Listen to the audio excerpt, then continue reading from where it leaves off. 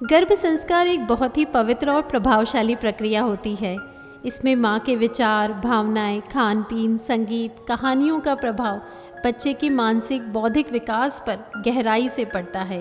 एक अच्छी भक्ति की कहानी माँ को न केवल सुकून देती है बल्कि संतान के मस्तिष्क, भावनात्मक विकास, उनके आध्यात्मिक विकास में भी बहुत अधिक सहायता करती है।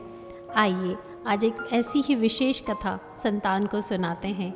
सभी माताएं शांति से बैठ जाएं, अपने दोनों हाथ अपने गर्भ पर रख लें, कोमलता से अपनी आंखें बंद कर भीतर सिर्फ संतान का ध्यान करें। उनसे कहें, हे मेरी संतान, तुम अभी मेरी कोख में हो, पर तुम्हारा मन मेरी हर धड़कन से संवाद कर रहा है। आज मैं तुम्हें एक ऐसी कहानी सुनाने जा रही हूँ जो श्रद्धा, रहस्य और भगवान श्री कृष्ण की अमरता का प्रतीक है।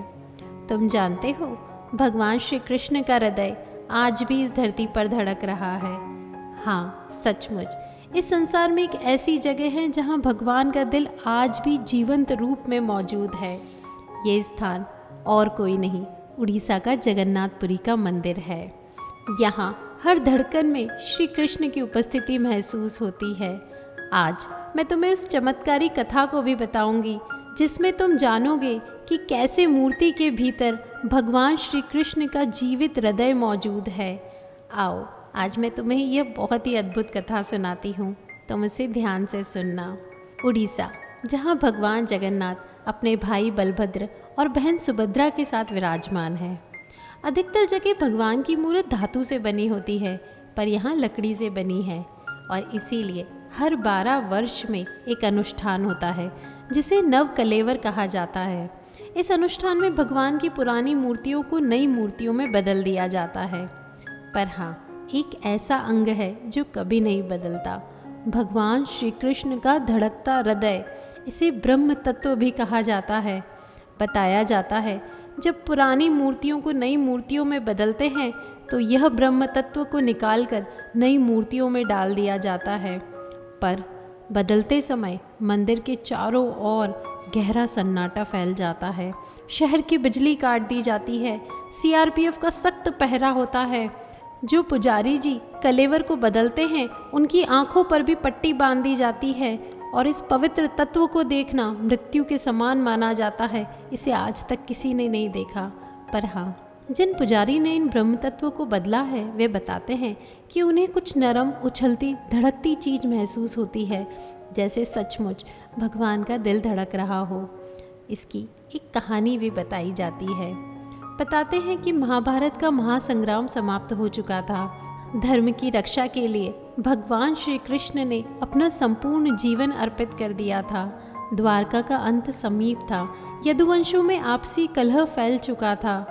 जब श्री कृष्ण ने देखा कि उनका कार्य पृथ्वी पर पूरा हो चुका है, तब वे एक पीपल के वृक्ष के नीचे विश्राम हेतु बैठ गए।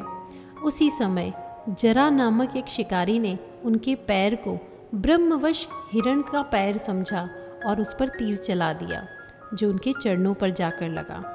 जब जरा शिकारी ने देखा कि उसका तीर भगवान को लगा है तो वह बहुत दुखी हो गया। उसने भगवान से माफ़ी मांगी, पर तब भगवान ने कहा कि इसमें तुम्हारा कोई दोष नहीं है। तुम पूर्व जन्म में बलि थे और मैंने अधर्म से तुम्हारा वध किया था, इसलिए इस जन्म में मेरी मृत्यु तुमसे ही निश्चित हुई थी। तब जरा ने यह बात पांडवों को जाकर बताई, जिन्होंने भगवान के शरीर का अंतिम संस्कार विधिपूर्वक किया। बताया जाता है कि अग्नि में समर्पण के बाद उनके समस्त अंग जल गए, परंतु उनका हृदय नहीं जला। उस हृदय से दिव्य तेज की किरणें निकल रही थी, जो सृष्टि के मूल की ऊर्जा का प्रतीक मानी गई। अंततः अर्जुन ने उस हृदय को एक लकड़ी के मध्य खोखल करके नदी में प्रवाहित कर दिया।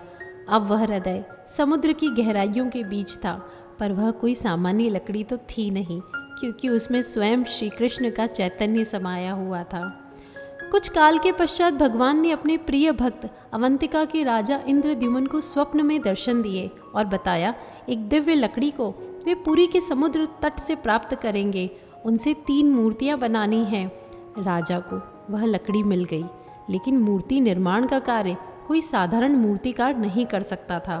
तब एक बूढ़े बड़ई प्रकट हुए उन्होंने शर्त रखी कि वे मूर्ति को 21 दिन में बना देंगे, परंतु उन 21 दिनों के लिए कमरे को बंद रखा जाए, उस दौरान कोई भी अंदर ना आए।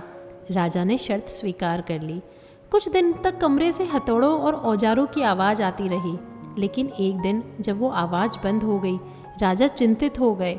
वे अधीर होकर दरवाज़ा खोल बैठे। अंदर वे वृद्ध बढ़ई शांत बैठे थे। मूर्तियाँ अधूरी थी, हाथ पैर बने नहीं थे। राजा ने शर्त तोड़ने के लिए क्षमा मांगी, पर अब बूढ़े बढ़ई ने कहा कि ये मूर्तियाँ अधूरे रूप में ही स्थापित की जाएगी, और यही मूर्तियाँ आज मंदिर में विराजमान हैं, बिना हाथ पैर की। ये दिव्य मूर्तियाँ भगवान जगन्नाथ, बलभद्र और सुभद्रा जी की है, जो आज भी श्रद्धा से पूजी जाती है। कहा जाता है वे वृद्ध बढ़ई और कोई नहीं बल्कि स्वयं भगवान विश्वकर्मा थे। मेरे बच्चे, अधूरी होकर भी वे मूर्तियाँ पूर्ण हैं, क्योंकि उनमें श्री कृष्ण का जीवित हृदय है। मेरे बच्चे, यह मैंने खुद ने महसूस किया है। जब हम भगवान की मूर्ति देखते हैं तो लगता है कि जैसे वो हमें देख रहे हैं। वो एक प्रतिमा नहीं है बेटा, वो एक अनुभव है, एक धड़कन है श्री कृष्ण की अमर उपस्थिति का। कुछ लोग इसे प्रतीक मानते हैं, कोई विज्ञान से समझना चाहता है, पर मुझे लगता है कुछ चीज़ें तर्क से नहीं